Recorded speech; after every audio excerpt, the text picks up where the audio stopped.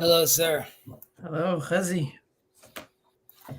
How are you doing? I think there's another stream going on right now in the Grail country. So all the millions of viewers we have, it's gonna have to be split. Are you gonna have to be divided? Yes. Yeah, I guess We'll so. get five. We'll get 500,000. Exactly. Once You're muted. Sorry. I just my wife wrote to me something over here. I just want to confirm something. Sorry. Yeah.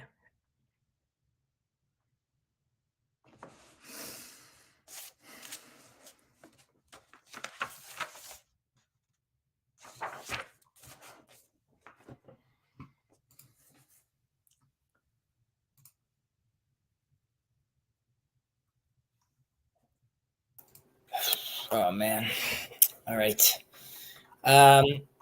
Yeah. So this conversation that Luke was streaming about hell, then turned into I don't. You might not be aware of this, but there's this person on the in this little corner named Tigrog, and he is an atheist, and so there's like these Sam Harris conversations going on, basically like most people here are either are religious, I guess. So there's like this tension being built, and I don't know. I had to jump on at some point. I was like, there was like a whole this conversation, religion versus science, and my attitude was it's always religion and science. It's not versus science. And I don't know why we have to decide to be like they have to be opposed to each other. Like it's just right. And whatever. We don't have to get too deep into that. It's interesting. It's kind of like I'm thinking of like when did that happen before where there was like another person that comes in that's like a new entity into the space, whether it's an atheist or whatever other perspective, and it feels like maybe it's like a test that needs to happen every once in a while, and we see how we can like how do we respond to that person, how do we integrate that person, and then we know if we're improving or not. So totally that's sort of that's why I'm interested with that dynamic. I want to see like are people like siloed in their own mindset and their own echo chambers where they can't sort of deal with change. Secondly, it also shows like what the limit is. You could be like on one end, like, listen, Jews, they don't believe in Jesus, right? So that's a problem. But on the other hand, like at the very least, he believes in God, right? But then like this other guy comes in, he's like nothing. Having said that, if he's in this little corner, he's searching for something, and he's looking for something, and maybe it like, and I think he sees that this isn't like your classic Christian circles, or let's say religious circles. So there's like a lot of debate, there's a lot of diversity, and I think in a certain sense, he's slowly learning that, like he asked me, I jumped on. He's like, "Wait, but do you think that like the Christians are like idol worshippers?" So I said, like, well, in theory, some can be, some are not. There's like loopholes in my religion that I could say none of them are, but like there are obviously differences. So he was sort of happy to see that because he's like, okay, so there's like diverse thought over here. This isn't like the church I grew up in, and the attitude is like, yeah. So it's less about giving him an answer per se. It's more about you're in a space, and as long as people are being kind, loving, and understanding, you'll explore. It could be that you'll decide to stay an atheist. It could be that you'll start seeing that, like, there are more concepts I could understand, more ideas I could take on. And I was just mentioning to him that the Bible is not a science book, and B, and it doesn't claim to be one. B, it's speaking in the language of men, so it's in a specific context. While it's eternal, it requires from us to learn more, understand more, be more conscious, and then we could see more in this Torah. And I gave this example of God reveals himself to Abraham under the name of El Shaddai, but then later on to Moses, he reveals himself in the Tetragrammaton. And it doesn't mean God changed. It just means that the level of comprehension of the believer grew or expanded. So God could reveal more of himself in a certain sense. And that's true even in science. So like to me, when we see the radioactive, I'm blanking out the word, but basically we see the waves left from the Big Bang, right? So we could go back 13.8 million years and see like we still see this radiation. So like, that to me doesn't belittle God. That just expands him. Great. Like Abraham had no way of knowing that. And Ezekiel was like, clawing at that with like discussing the chariot. And now we could be like, no, it means this, it means that. And it doesn't mean like, oh, now we understand God. It's just another level of interpretation, of understanding, where we could now even express and see more of his glory. So I don't see it as separate. Rather, it's, as Rabbi Sachs says, the great partnership. Mm-hmm. Didn't you guys actually read that book in your book club? We did, yeah. So this whole subject is you got this all covered already. Explored it. We've thoroughly explored it. It's all within us already. It's all within us. Okay, Beseder. How was your week? It was good. The week successful, was good. productive. Successful and productive and relaxing. Yeah. And relaxing. That's always good. Always good. Yeah, I spoke to my mom is gonna come here. So that will be nice. It'll be the first time that she comes to Austin since we moved here. And it'll be nice. We're on the live stream. No. It's nice that she's gonna come there. Do you have like a whole schedule set for her? We have a arrival date. Okay. And beyond that, no, we don't have anything else. We'll play it by ear. We're gonna do stuff. There are things that we know that we want to do, but we're just gonna hang out together. It's just good to be with mom. So yeah, it'll be nice to have her here. I'm very happy to hear that, and I hope you guys have a very, very nice time together. Thank you. Okay. How was your Shabbat? Do you have any? My Shabbat was very nice. My Shabbat was very nice. I was with my brother, my rabbi lawyer brother, who I'm going to be moving next to. Mm-hmm. So most of his kids were out of the house, so it was more quiet, which has its pros and cons. And I went to visit my sister, who lives next to my brother right now. So it was nice, family oriented, Shabbat, which is very nice. Different synagogue. The synagogue is less used to. It's a little more ultra Orthodox. I got a little more eyebrows with my book in synagogue this week. With this week, I'm reading Judaism in Islam.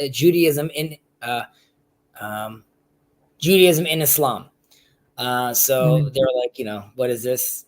Good. So it requires a little more explanation, more content. Exactly. So that was interesting. There was a when I did my little portion, my weekly portion thing, I was going to talk about something else actually, but then I felt like it was a little too controversial. I was going to talk about how Rabbi Cook sees the outer skins of the tabernacle, which are made out of tachash, which we don't know what a tachash is. One of the theories is that it's a narwhal, like this whale with like a long horn, which is like a bone. And it has like leopard skin. Either way, Rav Cook talks about how we don't know. It's not defined. Well, I'll take a step back. He talks about how the outer skins are there to symbolize the sort of the limits, the outer limits of our religion, which are expressed through Islam and Christianity in a certain sense. And that's like, if you go all the way in, then you're at the Holy of Holies. But as you move out, there's quote unquote more watered down versions, so to speak, or more worldly or universal. I don't have to say watered down, but universal expressions of the religion. And he also mentions, Rabbi Cook alludes to this by stressing the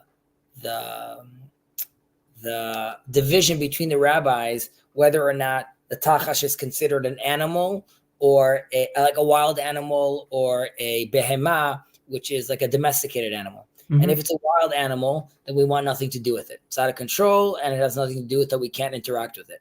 However, if it's a domesticated animal, and no one should take offense to the term animal, if it's the domesticated animal, then that's something that we are interested in cultivating a relationship with, working with as well. And he says like that's sort of, we don't know yet. And like, the Messiah will let us know, of course. And that's also alluding to the Rambam talking about, Christianity and Islam being path makers for the Messiah. So here too, you could see like a little of that, but I felt like I don't need that kind of heat on me right before Shabbat. So we went on.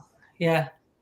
You should have the parasha videos are more of like the kind of like straight interpretation, and then you might have a more like subscribers only controversial content. When you go to the subscriber only, I start with everything I said up until now was a lie. This is the truth, right? So I try to keep them. I try to give like some. Of course, through Rav Shirky's Divrei Torah, some novel ideas, but like, there's a limit of how much I want to be poking the bear, saying like, the outer skin, path makers, not the real deal. Like, they get it. They know where I'm at. All right. So, so anyways, that was my Shabbat, which was very, very nice. The rabbi in the synagogue happens to be like a Hasid, who started very quickly talking about, let's say, the 10 spheres. And I was like, okay, this is not a conversation for like a Friday night don't like, it was just like a pointless thing that he was saying. It was like very nice for the one person who understood him. And I guess not like, someone like you who studies Tanya, I'm sure you'll be able to comprehend. I would have been there. It would have been like, right. Shallow waters for me. I would just like wade in it very comfortably. Not really, but yeah. Is this the synagogue in your new near your new? No, that's not working yet. Right now, that's like for the small group that's living there in that neighborhood. It's like a small little caravan. Okay. It has yet to. They're going to wait for more donors. We'll build a building. Yeah. My in-laws have this old Torah scroll that we'll fix up, but we'll donate it to the synagogue over there. Wow, that's nice. Only if they make me the rabbi, though. Exactly. Donate it over there. So hopefully that will be beneficial. Okay, let's get cracking. Where are we? We're on 14. 14 is the. No, we did this last week, right? Yeah, we were talking about. We had again. We started from 10 to 7 to 4. We were doing all these breakdowns of talking about like essence of the world, society. Now we were getting closer in towards the types of those who attend the study hall. We were talking about the value of just going, even if you're not necessarily learning anything, but it's wanting to be to participate. We were talking about how ultimately the pious one, the Hasid, who goes, who doesn't have to go, who goes regardless to show an example, to energize and be a beacon of light to the other people. And by doing so, this is giving a lot of inspiration to everyone. He also knows that he's not necessarily losing by going over there, but he himself is benefiting from this. We also spoke about how he doesn't, unlike the other ones over here, he doesn't get a reward because his participation in it is the reward. Knowing his place and knowing that his place is to be teaching and being used as an example is itself the reward. We spoke about how the wicked one in the end, ultimately, even though in theory he goes, even if he like ends up being there one Tuesday afternoon, we could argue, why does he not get credit? Because he still went there. And we were saying also earlier, everyone has to go according to the commandment. So why is he not going? And we give an example from the Pesach Haggadah, from the Passover Haggadah that we read, where the wicked son is called wicked is because he excludes himself from the community, right? He says, why are you guys, what are these strange laws that you guys have? And it's like, what do you guys have, not me? And the answer is that, like, if he was during the redemption, during the Exodus, he would not have been redeemed because he excluded himself from the community. Here too, this guy is showing real no interest in participating. He's not going there even just to get the brownie point, so to speak. This is all strange to him, and he doesn't want to be there, so we could call him the wicked one. Yeah, and I guess the one thing that stuck with me as well is that we spoke about the idea about there is the one that goes to the study hall, but he doesn't study there, meaning he doesn't do well when he studies with other people. There's a lot of commotion, and then there's the person that can't study alone, so he goes that studies by himself. And we said that the chacham, the wise, the chassid, is the one that can integrate both of those modalities. Yes, he can study by his own, and he does it very well. But also, when he gets going into the study hall and it incorporates other people, you can also be in that kind of conversation and incorporating other people and dealing with the commotion, other perspectives, and still learning. Right. So I mean, this is in a certain sense echoing, as many of the Mishnayot here do, something we said previously about the ones who give charity, and we said how the chassid, the pious one, knows how to give from himself, and we said, well, but what if he gives too much? Right? He's too open. The chassid, the true sensei, he knows how to maintain his inner inner wealth, so to speak, whether it's theological, intellectual, spiritual, while still sharing with the other ones and not completely lose himself by doing that. Right. And that's why this one manages to go into the study hall, and it could be he just changes his mode. I'm in teacher mode. What the student needs me to do is be a student to him. What this rabbi needs me to do is to be a teacher to him. And he is a chameleon in that sense, and he knows how to knows how to balance himself in that regard. Well, okay, so we move on to what now? Okay, number 15, Tet Vav. Okay, I think this is. Can you go to Tet Zayin? I think this is the last one of the numbers. Yes. Okay, scroll back up. ארבע מידות ביושבים לפני חכמים, ספוג ומשפך, משמרת ונפה. ספוג שהוא סופג את הכל, ומשפך שמכניס בזו ומוציא בזו, משמרת שמוציא את היין וקולט את השמרים, ונפה שמוציא את הקמח וקולטת את הסולת. So there are 4 types among those who sit before the sages: the sponge, the funnel, the strainer, and the sieve. The sponge absorbs all. The funnel takes in at one end and lets out in the other. The strainer rejects the wine and retains the sediment. The sieve rejects the coarse flour and retains the fine flour, the solet. All right. So here again, we're talking about like these 4. If earlier we were talking about did I put a link, by the way? Yeah, I did put a link. Okay. Yeah. If earlier we were talking about the 4 qualities of the people that are in the Beit Midrash, or these students, and well, earlier we spoke about the ones who ones that walk to go learn, and then we spoke about the ones that go to the Beit Midrash, they're in the study hall. So this is about like these young people that are in the beginning of their journey.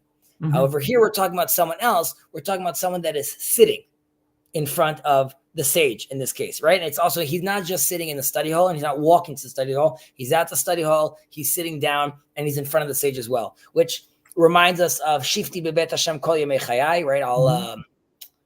I'll dwell in the house of the Lord, of the house of God all my life. And dwelling, sitting this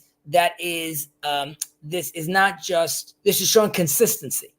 Right. This is also, we cover this in Yeshev b'moshav litzim, like sits amongst.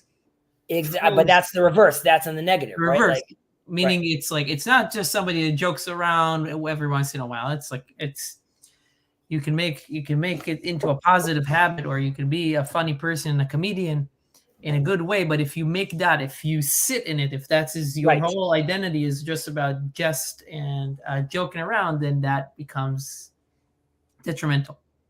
Right. So the idea of yeshiva, of sitting, which is not like, it's not a coincidence that we call the place of study Torah a yeshiva, That's what it's called, like the seating place. And it's emphasizing that the Torah is really acquired only through like continuous, uninterrupted study. So there is the people that are going, and there's people that are sort of listening, but then there's the people that sit and they understand what is actually required. And of course, if I'm continuously and uninterruptedly sitting in a place where there's just bums cracking jokes all the time, clearly that's going to also that is going to affect, my state of mind, my attitude towards things. So one has to be careful when committing to sit. Having said that, we obviously want the ideal, and what we're stressing over here are the people that are sitting in front of the sages, right? So this isn't necessarily someone who is a young student, rather the people that are really want to make this their lifestyle and fully want to commit.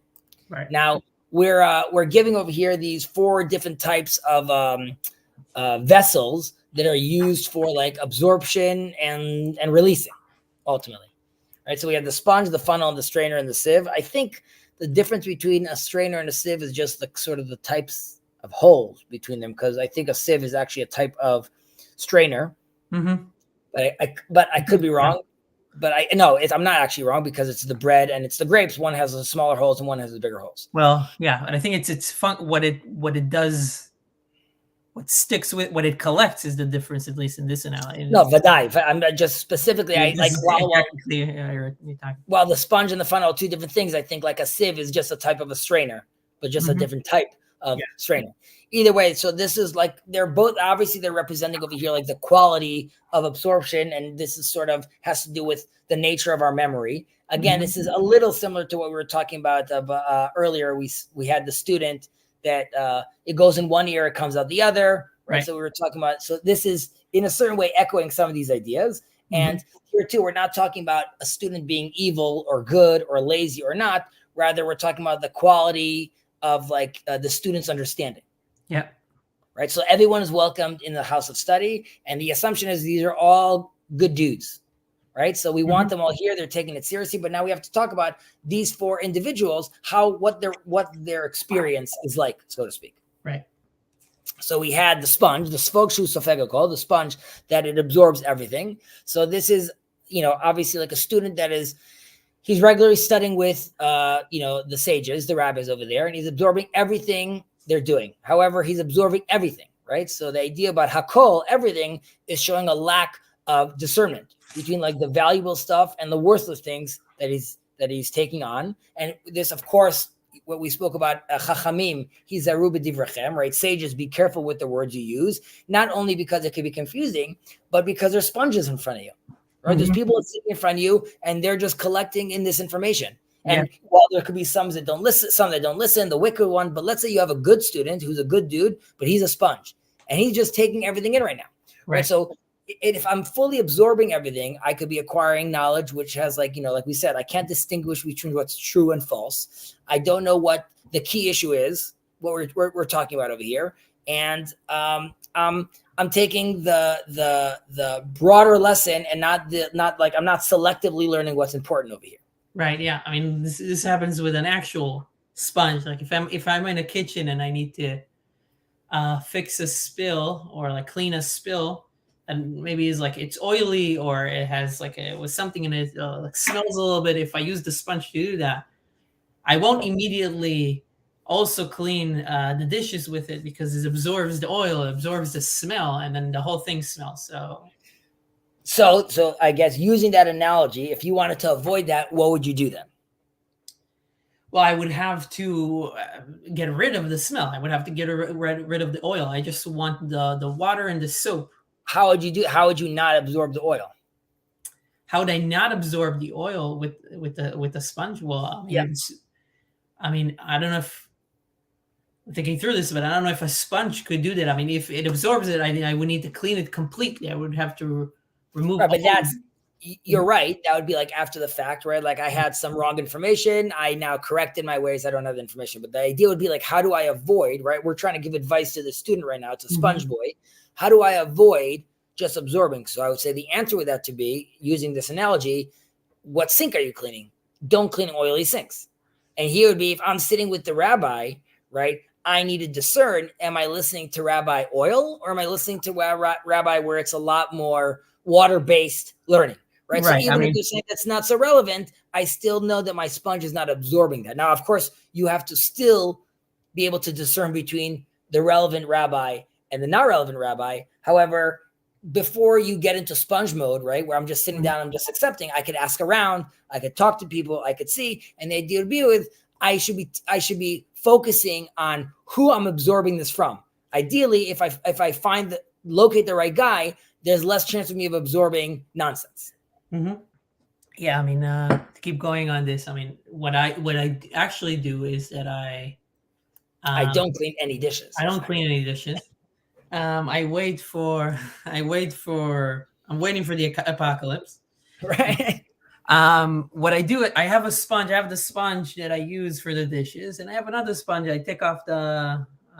This is not an innovative, but I take off one of the corners, and I know this is the sponge for the really ugly stuff. Right. I don't clean the counter with it. I clean the sink itself, and yeah. So, and I also have at least two separate sponges. But I don't know how that works with the brain. But yeah. No, so I'm saying, let's say with regards to learning, playing off this idea, you could say that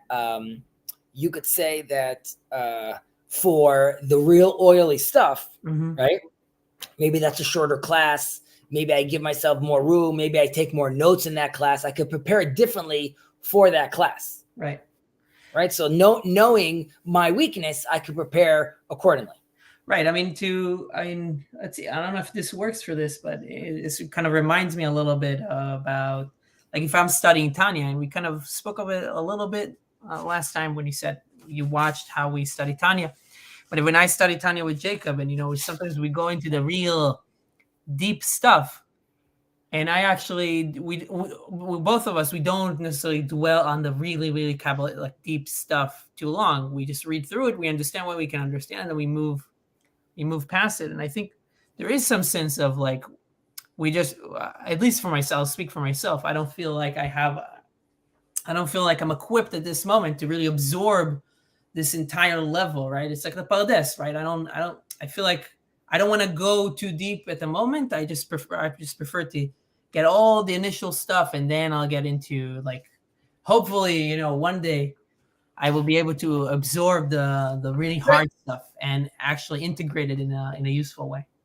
I think that's a very good example. And at this point, you just do like a cursory overview, or you just do one wipe over. Right? So you don't need to go necessarily deeper at that stage. And I think that totally makes sense. I mean, I don't think this is what he meant, but it's still relevant. When Rabbi Akiva warns his posse that's about to go into the Pardes, right? He tells them, be careful, don't say water. And the attitude is potentially some of that water is oil, right? Don't assume that you're just cleaning water right now, because you might be hitting some spots where it's a little more grayer. You need to be more prepared for those kind of stuff, because as we see, Ben Azai, Ben Zoma, and Acher, obviously their sponges were not grade A. Or at least two of them wasn't. You could say Acher's was a grade A, just wasn't interested in the party afterwards. All right. And then we have the mashpech, right? We have the funnel. One small thing about the sponge. Sure. From your magical book? Well, from the magic book. Okay. Midrash Shmuel also says there's a negative sense here with the sponge. First of all, the positive says that it absorbs things quickly, right? But in the negative sense, it does not share its wisdom with others unless it is squeezed. Oh, I like that. 1 second. Right. So yeah, with a sponge, if you want to release the water, that? Midrash Shmuel. You want to release the water, if you want to give away the knowledge, it's reluctant. It won't do that without you squeezing it. So it absorbs, and it's like it's a very proud, boastful sponge. I got you, and it won't share its knowledge. Okay, I like that. Did they mention anything else? Not at the moment. Not here. Yeah, there's a few more, but for each one they have a negative and a positive, kind of short ones. So I got you. Okay, so. So the funnel, generally speaking, talks about, I'm wondering what it's mentioning in your book. The funnel talks about someone that is like absorbs everything, but retains nothing, right? It comes in, it goes out, and it's very similar to like one ear out the other. However, I would argue that a funnel has like a large top and a small bottom, right? So it's actually absorbing more than it's releasing. I would think. I'm not necessarily sure. Like, interested what they say by you, but generally speaking, it's the interpretation that is coming throughout one ear and it leaves the other, right? So their issue obviously is like a memory issue, right? He's not managing to retain the things that he's learning, and the I guess you would say the positive is he's retaining nothing. We spoke about this also when writing on like a piece of paper or writing on a paper that was written once before. Now we said like writing on a paper that was used before, I could sort of see where I was writing so I could avoid the mistakes. Right. And I mean, sorry, when I'm writing, it's difficult for me to write because I already have indented the paper, so it's hard for me to write clearly. Yep. So here the funnel is giving me a fresh start every time, right? So while I didn't absorb the positive, I also didn't absorb the negative, right? So in that sense, my mind wasn't corrupted, so to speak. But obviously, someone like this, aside from, let's say, memorization tricks or things like that, this is someone that is it's really not a good position to be in, because you need to sort of ask for you have to build yourself, aside from asking God to assist you. The idea is like, this is someone that needs to have a system. He needs to have his notes. He needs to be writing this down. He might need to have someone with him that's helping him. But the attitude is that this person, we're not calling you a bad dude, right? You're still welcome to sit in a study hall, and you're sitting down. Like, we're interested in this. Right. This is the positive here that it talks about today. So Baruch Shekivanti. The idea would be that if you want to participate, though, it requires you to be more proactive. If one of them needs to be careful what he's discerning, this guy needs to be able to, at the very least, be able to maintain the information. I would say, like, discernment is, let's say, phase 2 of his issue. First is, can you retain the information at all? Yeah. So here it's from the Rebbe that he talks about. This is about the forgetful student, right? But the positives here is to remind him that he's sitting down and he's listening. And yes, he's forgetting, but if he's going to keep studying, eventually he will succeed. But it also mentions if he keeps studying and reviewing, he will ultimately succeed. So right, so that's mention reviewing. Like, so there's something about the review. Like you have to be proactive, like you said. I guess what we could say is that because the funnel is larger on top and smaller on the output, you could say that he is always losing, but he's losing less than he's gaining. And as long as he keeps at it, eventually he's going to retain enough, so to speak. Yeah. Right. Because out of 10 that come in, he only retains 1. So it'll take him 10 times to study it until he retains them all. Yeah. There's also an interesting, now this makes me think about, when you look into productivity, like productivity systems and stuff like that. And I've looked at a share of those in kind of like the technical world. One of the visual aids that they show you is that they show, like, if you're somebody that's studying, especially online, or you're taking notes, right? You're working and you have meetings with people and you have notes here, notes there, and and you're studying, you have book notes everywhere. So this visual aids that they will give you is a funnel, right? Of like, you have all these inputs that you're getting and they get funneled. The question is, where are they getting funneled? So what I'm trying to say is that this student, he knows that he gets information, he gets all these inputs, but they don't go anywhere. So you can think about it like a system of, like, if you are able at some point to direct the funnel in the right ways, but wouldn't that be discernment? That's like guy number 1. What, your guy number 1 or guide? I'm saying the first student we spoke about over here, he has a problem discerning, right? Guy number 2, like you're saying, like, okay, it all comes in the funnel. Then you have to, like, you have to direct it to the right place. Directing it is already means you understand the information you have and you know where it needs to go. I'm saying this guy can't discern. Right. Oh, yeah, I can see what you're saying. So in part of taking the inputs, you being able to direct it in the right direction means that you understand where it needs to go. I mean, that would be like signal and noise, right? He's only getting noise. Obviously, there's signal in there, but he can't discern what the signal is. Mhm. And what we're saying is that, like, keep on studying. At some point, you're going to recognize, you'll start hearing the signal. Right, and then you will be able to. That's a good point. Yeah, and then you'll be able to direct it. Right. Correct. Cool. All right. משמרת שמוציאה את היין וקולטת את השמרים. What is that in English, though? That the strainer rejects the wait, why is this so Rejects small? the wine. Yeah, rejects the wine and retains the sediment, right? So here, obviously, there's like the wine has its natural like yeast during. I mean, I'm not like a wine connoisseur, but that's what they say, right? So it's the yeast. It's like enhancing the smell, the aroma of the wine, but obviously it's not. You can't eat it, right? It's not something that you're going to actually start eating, and we're removing it by filtering through it over here. So this is someone that his mind is like a strainer, so there is discernment, but it's not calibrated, right? So he only is retaining the trivial details that have like a good smell to it, okay? But like, so he's picking up the anecdotes, he's picking up the jokes, the cool stories, but he's not letting the critical information that's escaping him in a certain sense, right? So what do you remember from this class? Oh, it was amazing. He gave this example of what's it called. Okay, how is that related? I don't know.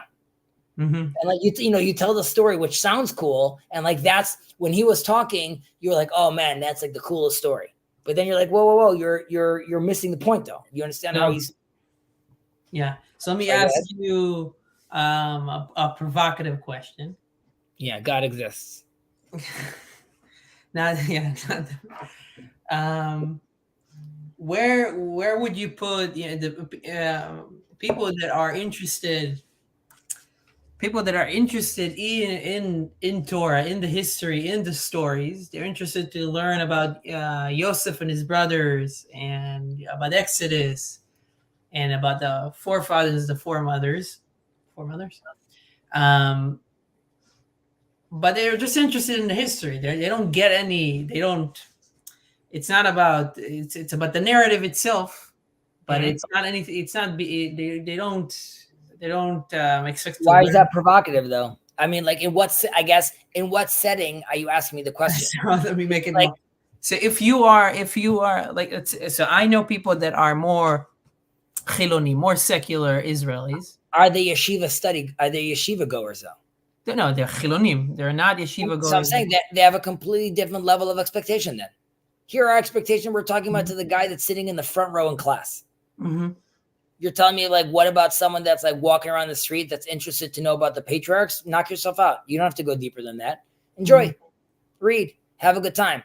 And more than that, there you would be an example of metoch shelo lishma ba'al lishma, right? Even like, even though he's doing it, fake it till you make it, right? So he doesn't think he's faking it. He's just asking it at like sort of a basic level. As he asks more, and assuming that the people answering him are not being jerks about it, I would say sort of that's like the example I gave with like the T-Grog guy. That's I said like on this live chat right now, this atheist. And the attitude is, as long as he's being genuine, right? I don't need him to be like, oh, but why don't you understand exactly what this church father or this sage said? It's more about like we're having a conversation. Some of it's being retained, some it's not being retained, but you're interested in it and you want to be involved. Then you have to sort of meet people where they are. And we mentioned earlier about l'chanoch et hanar lefi darko, right? Teach the student the way he needs to be educated. So, so here too, it could be that there's a point during the education where you understand that he's going to just be picking up the stories. A good educator then will recognize that these stories is how he retains his information more.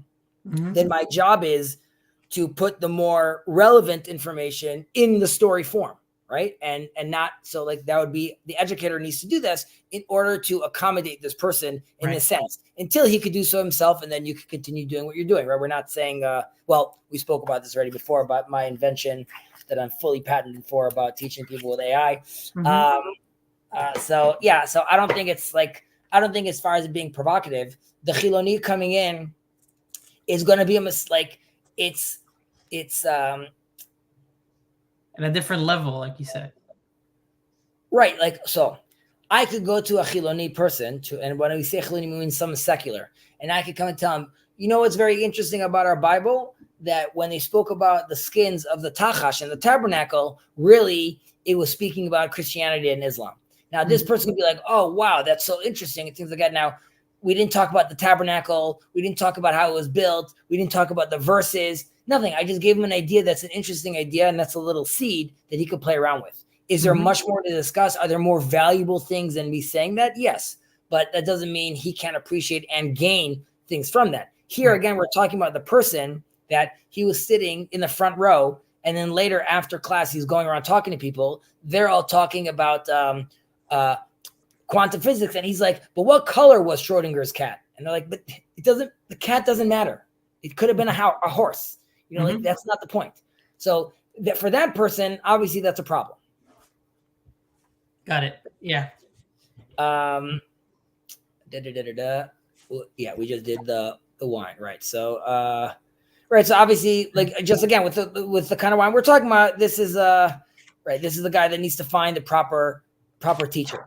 In this case, ונפה שמוציאה את הקמח וקולטת את הסולת, and the sieve that rejects the coarse flour and retains the fine flour. So this, as I think it's pretty clear, we're talking about the proper student over here, right? So there's a sense over here that he is we're getting rid of, we're really focusing on the quality, right? So we got rid of a lot of stuff. We got rid of like the bulk of the flour, which we've been like, oh, you're getting rid of so much of the quote unquote, you know, there's a baby in the bathwater. You're getting rid of a lot of the bathwater, but in this sense, you very much maintain the baby, right? And this also relates to the solet, which was used in the altar as well, which is like, you know, refined flour. So it's also symbolically, it's also hinting at these are things that are worthy of the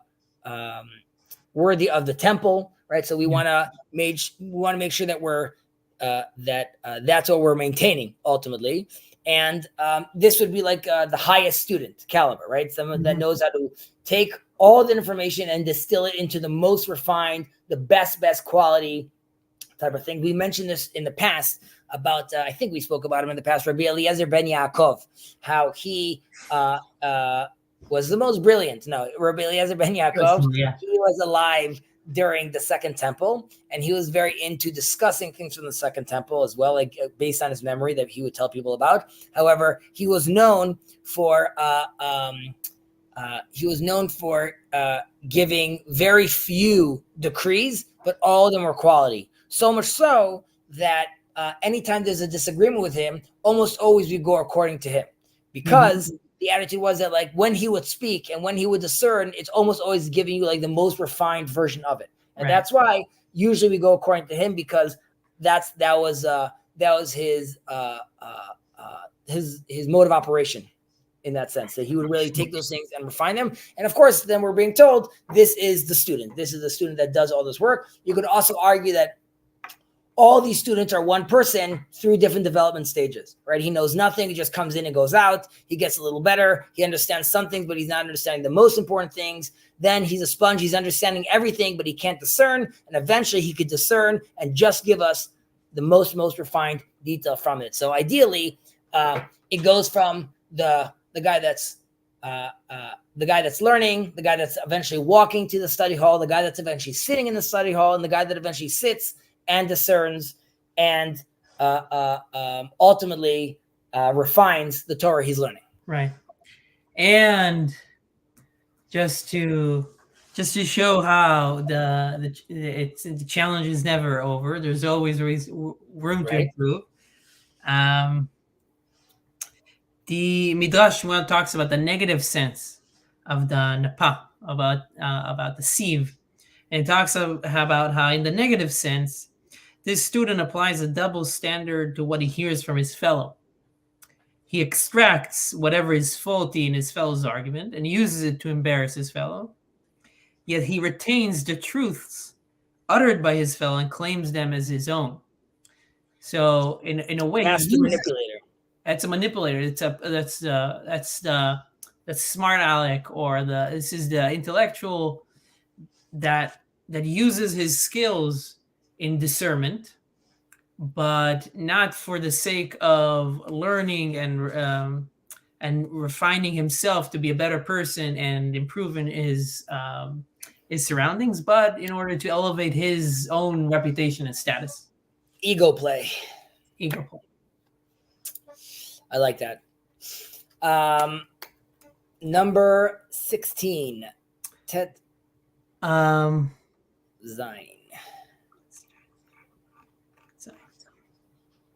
Okay. Just so people recognize, if you could scroll back, I don't know if everyone recognizes this. So you could see in English it's 16, but in Hebrew, if up until now we did it, go back another one if you don't mind. So we had the exact translation over here, which was Yud Daled. Yud is 10, which is 1, and Daled is 4, which is 14. However, the next letters, if I wrote them down, would be Yud Hey, which is part of the Tetragrammaton, or 16 is Yud Vav, which is also part of the Tetragrammaton. And that's why we don't write those numbers down. We just write Tet Vav and Tet Zayin. Which always confused me when I was younger until I realized what that was happening. We take it that seriously. Okay. כל אהבה שהיא תלויה בדבר, בטל דבר, בטלה אהבה, ושאינה תלויה בדבר, אינה בטלה לעולם. איזו היא אהבה שתלויה בדבר? זו אהבת אמנון ותמר. ושאינה תלויה בדבר, זו אהבת דוד ויונתן. Any love that is dependent on something, when the thing ceases, the love ceases. The love also ceases. But a love that is not dependent on anything never ceases. What is an example of a love that is dependent on something? The love of Amnon and Tamar. And one that is not dependent on anything, the love of David and Jonathan. Famous controversial Jonathan. No, we don't think he was gay, and we won't get into that. Because it's always thrown out there. They loved each other. All right, so if just from a general point of view, up and now we were talking about 10, 7, 4 different aspects, right? And now we ended that. Now, what we could notice over here is, even though we were talking about different levels of people, ultimately, different levels show differences, right? Which is not ideal, because ultimately, we want to come back to unity, right? We want to come back to the one. And now, when we're speaking love, we're talking about which is unity, right? Love ultimately is there to represent unity. So we went from all these divisions right now into now discussing love, and then we have to ask, what's the nature of this true love? Right. Yeah. So that's what we're going to try to explore over here. And just in general, I'm sure you've heard me maybe you haven't. I use the example of why the world is deteriorating, because we have in the dictionary the word literally also means figuratively today. And that's just like makes me bananas. But we use the word. Dictionary does it say that? Or what? Where does it say that? In the dictionary. That's funny.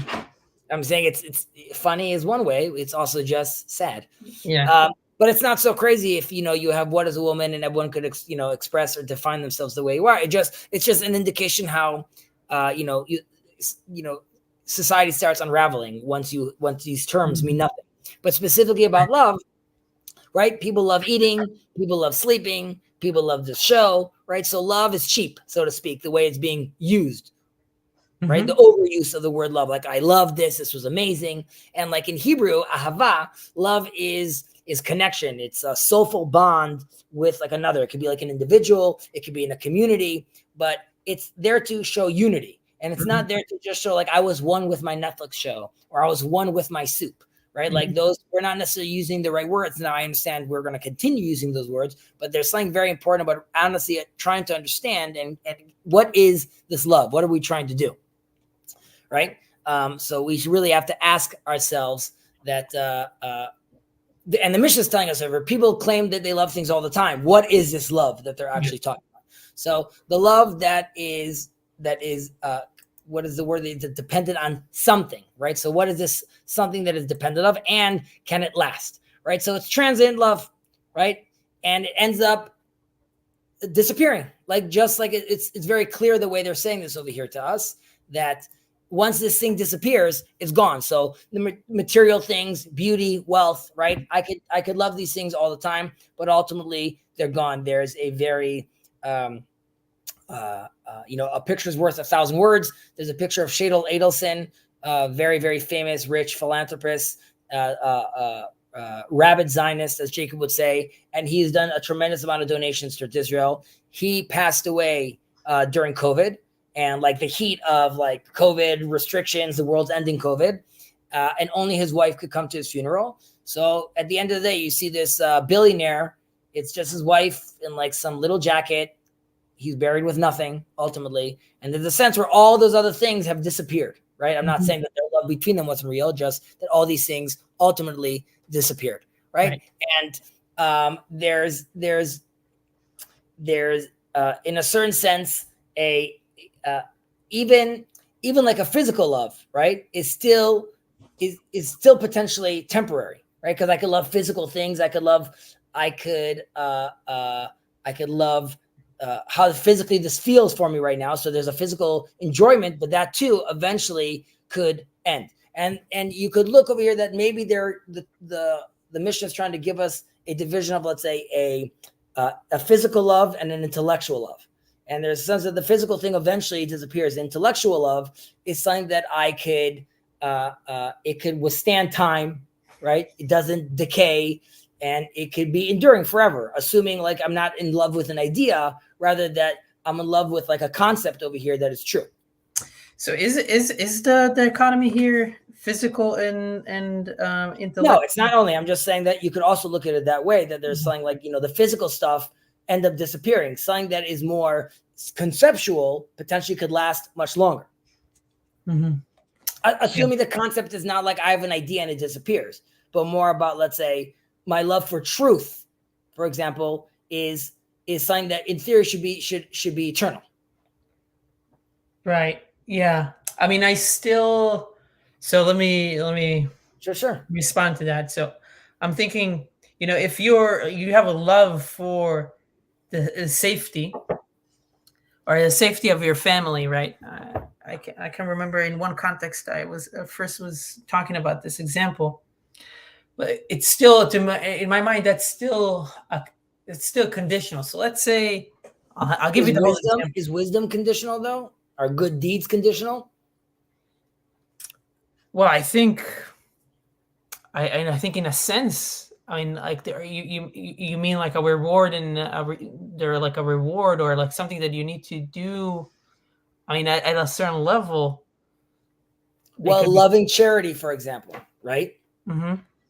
So loving the concept of charity, but assuming the Torah is eternal and its commandment, right, charity is eternal, the loving of the concept of charity, right, would be something that's like more like there's giving charity, which is one thing, but loving that concept in theory would be eternal.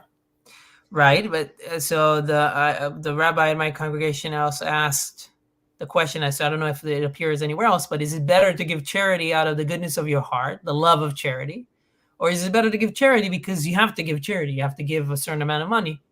We spoke about this a few weeks ago, which is... We also spoke about that. Okay. I was saying, of course you should give charity.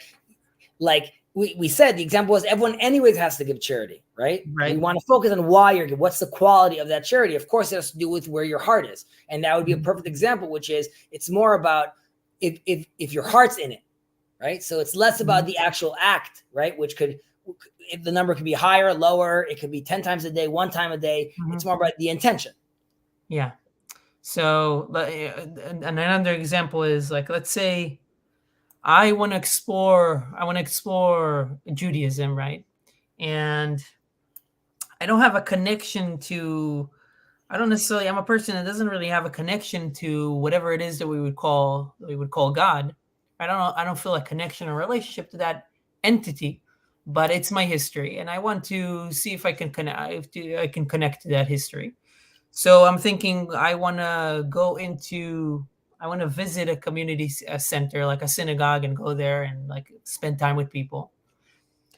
And that is, that's I have a love for the concept of connecting, of connecting with other people or connecting with history. Mhm. But what happens when I go to to the community center and it turns out that something terrible happens and we need a lot of security, and maybe I'm going there with kids, and every time I go there, like two police cars and there's other security officers, and the kids are getting a little. They're asking why are there so many security? Why do we need so much security? And it doesn't feel as safe to go there. And maybe I'm not meeting people that I like at this congregation, so I'm not connecting with it. That's to me, that's still me, even though it's a love of I want to connect to the community, it's still conditional on me getting something out of it. You just said the key word. It's conditioned on you. So we'll transition for a second because this highlights it about the love of Amnon and Tamar, right? So we say, what is this love that is not dependent on things, right? Sorry, that is dependent on things, which is the love of Amnon and Tamar. So in Amnon and Tamar, in the book of Samuel, right, we have the half siblings, and he's really into his half sister. It's less a question of like religiously, they're not even sharing the same dad. So but either way, he's really into her, and he's so into her that I love her, that he fakes his own sickness so she's sent to him to tend him. And once he finally gets her, right, this desired thing that he wanted, that he loves, right, eventually it turns into this intense hate. He's no longer interested anywhere. He already got her, and he was done with her. Ending, crescendoing with Avshalom, his step brother, killing him, right? And this is supposed to show that really Amnon's supposed love, or the guy you were talking about right now, the guy going to the synagogue, his supposed love for community was actually self-love, right? It was actually focused on like what this makes me feel, her beauty, this thing I want to get right now. Once my desire is fulfilled, right? Or once my desire is no longer fulfilled exactly the way I wanted, the love vanishes. I can't really go anymore. It's not there. However, that's not the expectation God wants from us ultimately, right? So I don't need superficial reasons because then they're not going to be lasting. But if someone says he loves fish, right? If he loves fish, he wouldn't eat them because he loves the fish. He means he loves himself when he enjoys eating fish. So that's something very different. But we say I love fish because I'm just thinking about myself and I'm going to use that term, but that's not actually what I really mean. So this person might love community up until the point where it bumps up against the things he likes to do. And in reality, I'm still very much thinking about myself and not thinking about trying to unite with the thing that I love. Even if it's uncomfortable in theory, I'm still being one with this thing. Yeah. Which brings us to, so then we say, okay, so what is this love that is not dependent on things, right? This is the love of David and Jonathan, right? So first off, just in context, the time to experience real love, to try to get real unity, is the times of Messiah, right? When the wolf lives together with the lamb, where you could actually create this kind of unity. And this was attempted, and we see this kind of love percolating during the time of David, just because he is the king. We have Jerusalem. We have a nation at that point. So this is, in theory, you have a lot of the components of the Messianic time. Yeah. As far as like a promise was kept. David comes, rules, becomes in charge, unifies the people. So like you're talking about a time where potentially love, real, true love, could be experienced or tried out, right? And again, even with a love of a woman and a man, because you could have said like, why don't we give the example over here of Abraham and Sarah, right? Like, why is that not the love we use? And not that this is bad, but there's still a sexual desire over there, and it's based on something else. Obviously, in that kind of love, in that kind of setting, the sexual desire is elevated and sanctified, and that's beautiful. But nevertheless, there are those desires that I still have to deal with, which ultimately they create for unification. I have a child, all those things are true, but I'm still going after something that I then have to sanctify. But with the story of David and Jonathan, right? So it's a very rare phenomenon that sort of like defies logic, right? There's like a bond, which is, even though Jonathan is his father's heir, and there's a tension with David, and even though his father doesn't like David, nevertheless, right? So there's many reasons not to be into this person. Nevertheless, there is this love. They both love each other very much and understand. They see this kindred spirit between themselves. So it's like a pure, unconditional soul connection, so to speak. And David and Jonathan obviously supports David all the way. He helps him run away from his dad. Obviously, it ends badly because Jonathan dies. But there's a real sense of love over there. And this would be true towards our love for God, right? There's no condition that we need. He doesn't need to give us money. He doesn't need to give us honor. It's unconditional. And there's being in that space of enjoying love from God. That's it's there's genuine happiness over there. And it's not, I'm not obligated to love you. You're not making me love you, even though we have those commandments. Regardless, we are asking to do so voluntarily, right? We're asking to move towards God. This is also true about individuals, but we're trying to create in all circumstances, in sickness and in health, right? In all those elements, when we're talking to our wife, in a secular setting, but the point still stands where we're saying it's not, there's no conditions. Yeah.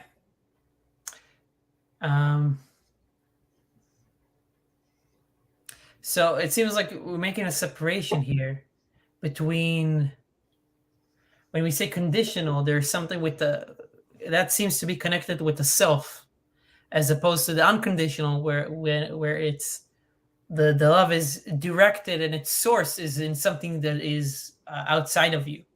Even if I'm uncomfortable. Even if I just lost a loved one, right? I say, "Blessed be He, the judge of truth," right? That's not a love claim, but it's an acceptance of the relationship. It's an acceptance of, like, it doesn't matter if it's inconvenient for me and I want to be angry right now. Mm-hmm. The attitude is, even if you are angry, and it doesn't say you can't be angry, regardless, you humble yourself and you recognize that the devotion and the affection I have for you, God, is unwavering. So I will still, what just happened is still within the context of your world and the fact that you are the judge of truth. So it's not, it's a love that is not based on anything, as far as it's not conditional, as in it doesn't mean that even if you took the loved ones away from me, that love for you is still there regardless. Right.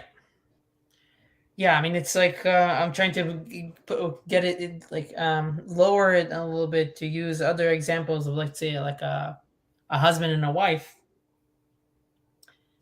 I pick up my son from kindergarten even though it's raining, right? Mm-hmm. It's very annoying, but it's not like, no, I'm not going to commit to this anymore. Like, that is the commitment. Or, we say it's unconditional love for a child.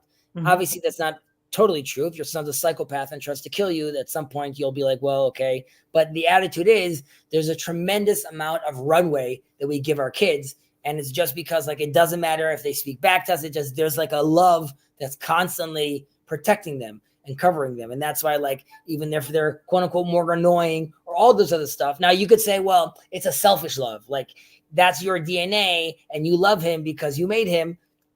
Sure. Like, psychologically, there's things undergirding those decisions that we might not be able to fully control. But having said that, generally speaking, the attitude is, even if our kid falls and even if he fails us, that doesn't mean we stop loving him.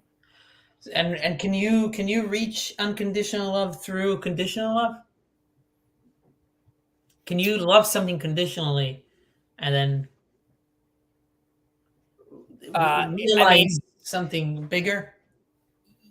Well, in theory, yeah, you could come and say, okay, so we'll use just the dating world. I want to date, and she needs to look like a supermodel. That's my condition. Okay, great. We love each other. Then we get married, right? Then 10 years down the line, she gains weight. Am I dumping her now? Or is the fact that the relationship turned into a much more loving, understanding, I see much more into her. It's a lot more about the looks. Yes, well, that's nice. There's the her inside that I'm connected to. So people can transition from having something that's conditional, then if it's true, ideally it would overwhelm them in a good sense, where they fully recognize that this is something that they fully want to be part of and embody with and in a relationship with. So even the love for God, right? It starts with, I'm going to the study hall, and even if I don't know anything, I'm still going. And well, first of all, that would be unconditional, because even if I don't know anything, I'm still going. But for that you need like an amount of faith, right? Bitachon, trust, faith, and trust, right? So you were saying maybe it's just going to the study hall maybe you're just trying to learn something. You think it's going to be useful. You think it's intellectually stimulating, right? This is the lashma lo lishma that we. Correct, exactly. So like the idea is like you're starting someplace, and then it could turn into something that's like a lot more real. Yeah. And we say naaseh v'nishma, we'll do and we hear, as the Israelites told God, which is like we'll partake in this embodied practice. Then later on we'll hear the reasoning, which is like there wasn't like the idea was I'm going to do it. Yep. All right. What time is it right now? 1:05. Okay, so I guess we'll continue with number 18 next week. 17 or 18? 17, sorry. Okay, a good one. The disputes for the sake of heaven. This is very much like TLC related. Yeah. So we will pick up next week. Much appreciated. Much appreciated to those who watched. Quiet stream today. Like I said, the 500,000 people weren't with us on the other stream. The millions. All right. I'll catch you later, buddy. Thank you, Chezi. Thank you very much. Appreciate it.